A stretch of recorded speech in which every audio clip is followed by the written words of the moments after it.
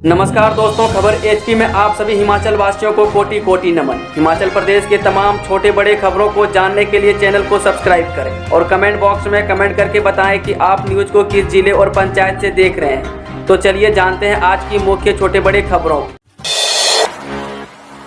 विधवाओं को 1,35,000 का राशन, 62 महिलाएं हुई लाभान्वित। जी हाँ, हिमोत्कर्ष आमोदनी राशन वितरण प्रकल्प के तहत बेसहारा महिलाओं को स्थानीय बचत भवन में राशन वितरण किया गया, जिसमें 62 चयनित विधवाओं महिलाओं को 1,39,500 रुपये का निःशुल्क राशन वितरित किया गया। कार्यक्रम में समाज सेवी कर्नल तरसेम जसवाल ने मुख्य अतिथि के रूप में शिरकत की। कर्नल तरसेम जसवाल ने कहा कि राशन वितरण कार्यक्रम के तहत इस वर्ष 62 मेहनतकश विधवाओं को चयन किया गया था, जिन्हें 1 वर्ष के लिए परिषद द्वारा हर माह 750 रुपये का राशन दिया जाएगा। पेंशन बहाली मोर्चा ने बदला नाम, अब होगा new movement for old pension संघ। जी हां, पेंशन बहाली संयुक्त मोर्चा का नाम बदलकर new movement for old pension संघ हिमाचल प्रदेश रखा गया है, ताकि सभी राज्यों में एक ही बैनर के तहत आवाज़ बुलंद हो। राज्य प्रवक्ता रविंद्र शर्मा मल्लू ने कहा है कि प्रदेश में संघ पेंशन मुद्दे पर प्रयासरत है और जल्द ही प्रदेश में पेंशन बहाल होगी। पिछले 2 साल से मोर्चा new movement for old pension संघ की पंजीकरण संख्या के तहत कार्य कर रहा था, परंतु अब प्रदेश में अन्य राज्यों की तर्ज पर NMOPS की तरफ से ही पेंशन मुद्दे पर लड़ाई लड़ी जाएगी। प्रारंभिक शिक्षा निदेशालय 153 प्राइमरी स्कूलों में शून्य दाखिले पर जिला अधिकारियों से जवाब तलब। जी हां, हिमाचल प्रदेश के 153 प्राइमरी स्कूलों में विद्यार्थियों के शून्य दाखिलों पर जिला अधिकारियों से जवाब तलब हो गई है। प्रारंभिक शिक्षा निदेशालय ने इस स्कूलों में एक भी दाखिला नहीं होने के जिला शिक्षा अधिकारियों से कारण पूछे हैं। जिलों की रिपोर्ट के आधार पर सरकार को इन स्कूलों के भविष्य को लेकर प्रस्ताव भेजा जाएगा। इसके अलावा एक शिक्षक के सहारे चल रहे स्कूलों में शिक्षकों की अधिक भर्ती को लेकर निदेशालय को समय समय पर भेजे गए प्रस्तावों की जानकारी भी जिला अधिकारियों से मांगी गई है। कांस्टेबल भर्ती पेपर लीक मामला, किसी को 8 लाख तो किसी को 50,000 रुपये में बेचे गए प्रश्न पत्र। जी हां, हिमाचल प्रदेश में पुलिस कांस्टेबल भर्ती की लिखित परीक्षा के पेपर लीक मामले में एक और खुलासा हुआ है। गिरफ्तार 2 दलालों और अभ्यर्थियों के मोबाइल फोन कॉल डिटेल और बैंक खाते खंगालने पर पता चला कि 50,000 से लेकर 8 लाख रुपये तक में प्रश्न पत्रों की खरीद फरोख्त हुई थी। अभ्यर्थियों को प्रश्न पत्र रटने के लिए दिए गए थे। इस तरह के पुख्ता सबूत विशेष जांच टीम के हाथ लगे हैं। 3री से 5वीं कक्षा तक संस्कृत पढ़ाने के लिए भर्ती नहीं होंगे शिक्षक। जी हां, शैक्षणिक सत्र 2023 से 24 हिमाचल प्रदेश के स्कूलों में 3री से 5वीं कक्षा में शुरू होने वाली संस्कृत की पढ़ाई के लिए संस्कृत शिक्षक भर्ती नहीं किए जाएंगे। इन कक्षाओं को पढ़ाने के लिए जिला शिक्षा एवं प्रशिक्षण संस्थानों के माध्यम से अध्यापकों को प्रशिक्षित दिया जाएगा। प्रशिक्षण के बाद अध्यापक स्कूलों में 3री से 5वीं कक्षा तक पढ़ाएंगे। पढ़ाई केवल अभ्यास वर्क बुक के माध्यम से ही करवाई जाएगी। बच्चों को इन कक्षाओं में अक्षर ज्ञान की ही जानकारी मिलेगी। 3री और 4थी कक्षा में कोई परीक्षा नहीं ली जाएगी। 5वीं कक्षा में संस्कृत विषय का टेस्ट लिया जाएगा। जुबड़हट्टी एयरपोर्ट, शिमला से दिल्ली के लिए जुलाई से उड़ानें शुरू करने की तैयारी। जी हां, नई दिल्ली और शिमला के बीच जुलाई से हवाई सेवाएं शुरू करने की तैयारी है। जुबड़हट्टी एयरपोर्ट में जून तक हवाई पट्टी के विस्तारीकरण का कार्य पूरा हो जाएगा। दिल्ली शिमला के बीच हवाई सेवा देने के लिए ATR 42 की खरीद करने में एलायंस एयर भी जुट गया है। मार्च 2020 से शिमला दिल्ली के बीच हवाई सेवाएं बंद है। अभी शिमला, चंडीगढ़, भुंतर, धर्मशाला, मंडी, रामपुर के बीच हेली टैक्सी सेवा चल रही है। एशियन गेम्स कैंप के लिए हिमाचल की 5 महिला कबड्डी खिलाड़ी चयनित। जी, हिमाचल प्रदेश की 5 महिला कबड्डी खिलाड़ियों का चयन राष्ट्रीय शिविर के लिए हुआ है। ये खिलाड़ी भारतीय टीम में जगह बनाने के लिए खूब पसीना बहा रही है। Amateur kabaddi federation of India की ओर से गुजरात में 10 मई से 30 मई तक कोचिंग कैंप लगाया गया है। एशियन गेम्स 2022 की तैयारियों को लेकर लगाए गए शिविर में बेहतरीन प्रदर्शन करने वाली खिलाड़ियों का चयन भारतीय कबड्डी टीम के लिए होगा।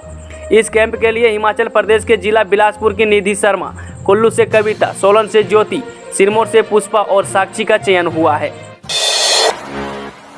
देश के सबसे ऊंचे दिल्ली लेह रूट पर 8 माह बाद बस सेवा बहाल, यात्रियों को देने होंगे इतने रुपये। जी हां, सामरिक लिहाज में महत्वपूर्ण देश के सबसे ऊंचे मनाली लेह मार्ग पर हिमाचल पथ परिवहन निगम ने करीब 8 माह बाद बस सेवा शुरू कर दी है। पूरे सड़क मार्ग से इस बार समय से पहले ही बर्फ हटा दी गई है।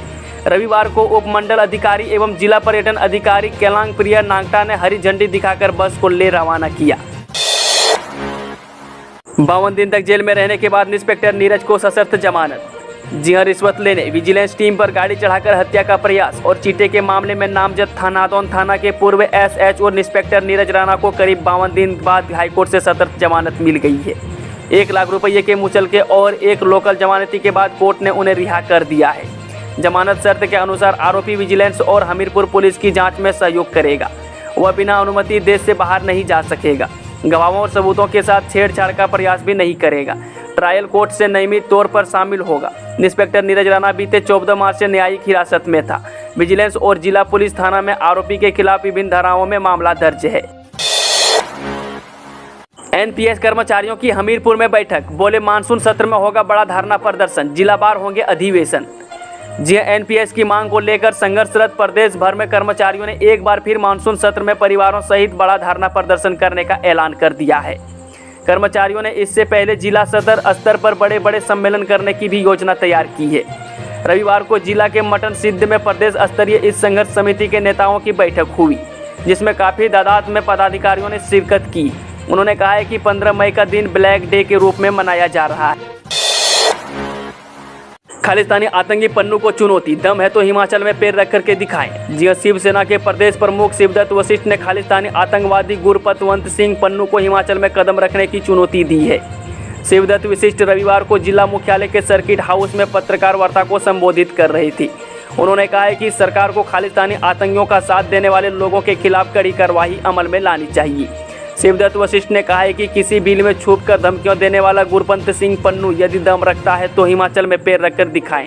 वहीं उन्होंने पुलिस भर्ती की लिखित परीक्षा से ठीक पहले लीक हुए पेपर मामले को लेकर भी सरकार को जमकर लताड़ लगाई।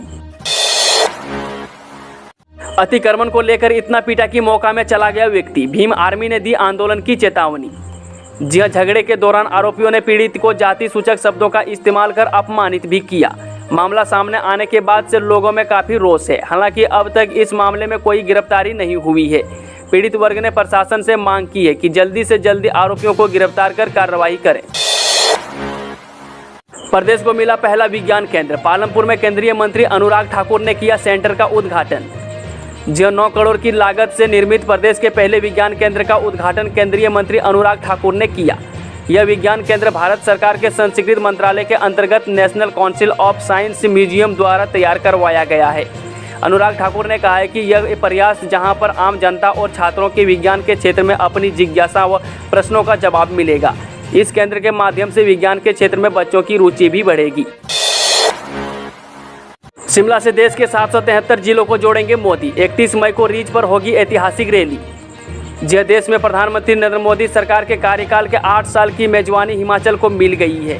प्रधानमंत्री कार्यालय और राज्य सरकार के बीच चल रही वार्ता में अब लगभग यह तय हो गया है कि 31 मई को प्रधानमंत्री नरेंद्र मोदी शिमला आएंगे। रिज मैदान पर न सिर्फ उनकी एक रैली होगी, बल्कि भारत सरकार की 11 योजना के लाभार्थियों के साथ साथ भी वह इंटरनेशनल करेंगी। इस कार्यक्रम की सबसे खास बात यह होगी कि देश के सभी 773 जिलों को प्रधानमंत्री शिमला से संबोधित करेंगी। इन्हें ऑनलाइन जोड़ा जाएगा और पूरे देश में इस कार्यक्रम को भारतीय जनता पार्टी लाइव भी दिखाएगी। इस कार्यक्रम के लिए देश के सभी जिलों को ऑनलाइन जोड़ा है। चलिए वहीं चलते हैं आज की आखिरी खबर। खालिस्तानी झंडा लगाने वाला 16 तक रिमांड पर, पुलिस ने कोर्ट में पेश किया दूसरा आरोपी। जी हां, हिमाचल प्रदेश की दूसरी राजधानी धर्मशाला के विधानसभा परिसर के बाहर खालिस्तानी के झंडे लगाने और खालिस्तान लिखने वाले दूसरे आरोपी परमजीत सिंह पम्मा को शनिवार को धर्मशाला पुलिस ने जिला अदालत धर्मशाला में पेश किया गया। अदालत ने आरोपी को 16 मई तक 2 दिन के पुलिस रिमांड पर भेज दिया है। Dharamshala police station HSO Rajesh Kumar की अगुवाई में पुलिस टीम कड़ी सुरक्षा के बीच आरोपी परमजीत सिंह को अदालत में लेकर पहुंची और जुडिशियल मजिस्ट्रेट शुभांगी जोशी की अदालत नंबर 6 में पेश किया। दोस्तों, वीडियो थोड़ा भी पसंद हो वीडियो को लाइक शेयर, चैनल को सब्सक्राइब जरूर करें और कमेंट बॉक्स में कमेंट करके बताएं कि आप न्यूज़ को किस जिले और पंचायत से देख रहे हैं।